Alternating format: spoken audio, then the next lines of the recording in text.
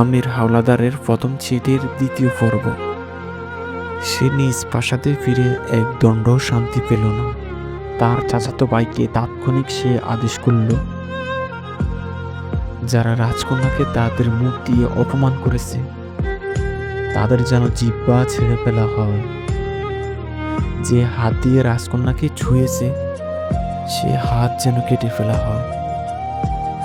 যে চোখ দিয়ে রাজকন্যাকে লোলুপ দৃষ্টিতে দেখেছে সেই চোখ যেন উপড়ে ফেলা হয়। ভোরের আলো ফুটতে না ফুটতে রাজা জানতে পারল রাজকন্যার মাতা সে দুষ্কৃতিকারীদের শাস্তি দিয়েছে। এতে সে স্বস্তি পেলেও রাজকন্যার মাতার প্রতি তার একটা অজানা ভয় দানা বাঁধতে লাগল। সে চিন্তা অবশ্যই ক্ষণস্থায়ী রইল না। রাজকন্যার স্মৃতি যে তার মন থেকে কিছুতেই মুছছে না।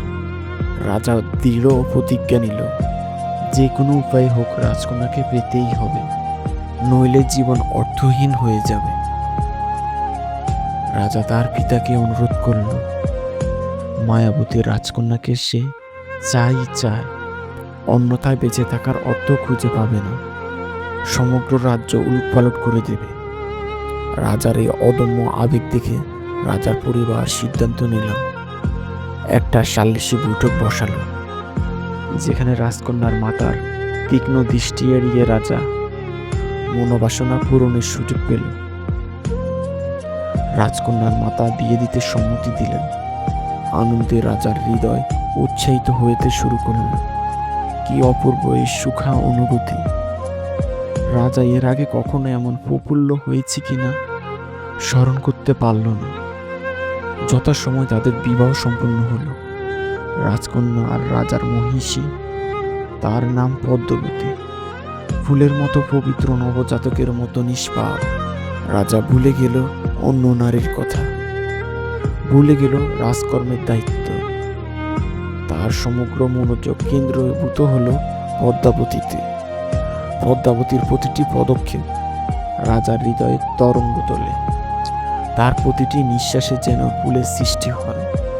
পদ্মাবতীর পায়ে স্পর্শ করে রাজা উচ্চস্বরে বলতে ইচ্ছে হয়, পদ্মাবতী, আমি কাটা বিছানো বাগানে শুয়ে থাকি, তুমি আমার বুকে হেঁটে বেড়াও।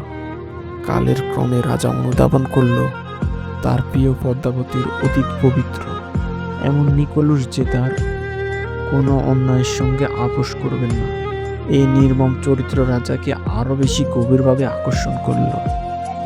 পাশাপাশি রাজা মনে একটা আশঙ্কা দানা বাঁধল, যদি তার অন্তরে অন্ধকার দিকটা পদ্মাবতীর কাছে প্রকাশ পেয়ে পড়ে তখন কি হবে?